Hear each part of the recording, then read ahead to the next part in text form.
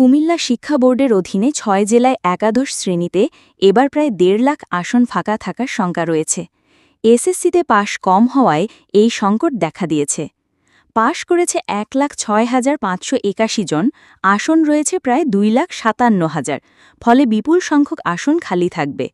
শহরের কলেজে আগ্রহ বেশি থাকায় গ্রামীণ কলেজগুলোতে শিক্ষার্থীর সংকট আরও বাড়ছে। ভিক্টোরিয়া সরকারি কলেজসহ কিছু প্রতিষ্ঠানে চাহিদা থাকলেও অনেক সরকারি কলেজে শিক্ষক সংকট রয়েছে।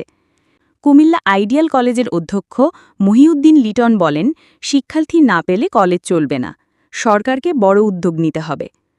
এসএসসিতে পাশের হার যে হারে এবছর কমছে, কিন্তু কমার পরপরই একেবারে নীতি নির্ধারক পর্যায় থেকে এই নিয়ে কোনো গবেষণামূলক কোনো কর্মসূচি বা পদক্ষেপ আমার দৃষ্টিতে আসেনি। এই বছর যেই বিপর্যয়টা হলো এসএসসিতে, এটা যত দ্রুত এটাকে কেন্দ্র করে এটা থেকে আমরা শিক্ষা নিয়ে আগামীতে যেন আমাদের পাশের হার বাড়ে, শিক্ষার মান বাড়ে, শিক্ষার হার বাড়ে এবং কর্মসংস্থানমুখী শিক্ষা চালু করা যায়, সেই ব্যাপারে নজর দেওয়া দরকার।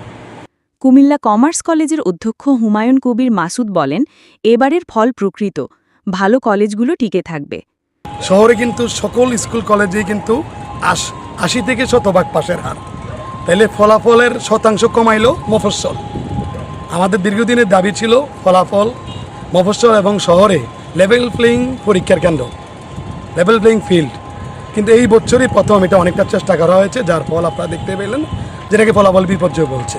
মূলত শিক্ষার মান ফিরিয়ে আনতে হলে এমনটির বিকল্প নাই। ভাষা সৈনিক অজিত গুহ কলেজের অধ্যক্ষ শরীফুল ইসলাম বলেন, পরীক্ষা হয়েছে সুশৃঙ্খলভাবে, শিক্ষার্থীদের পড়ায় ফেরাতে হবে, অভিভাবকদেরও সচেতন হতে হবে। আমি মনে করি যে প্রথমেই আমাদের শিক্ষার্থীদের সচেতন হতে হবে।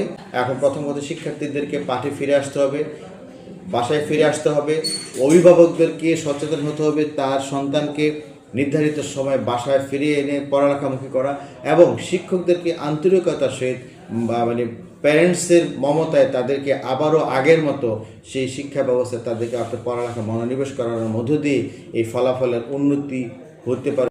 কুমিল্লা শিক্ষা বোর্ডের কলেজ পরিদর্শক প্রফেসর নুরুন নবী আলম বলেন, ফল ভালো কলেজে ভর্তি বেশি হবে, অন্য কলেজগুলো একত্র করা যেতে পারে।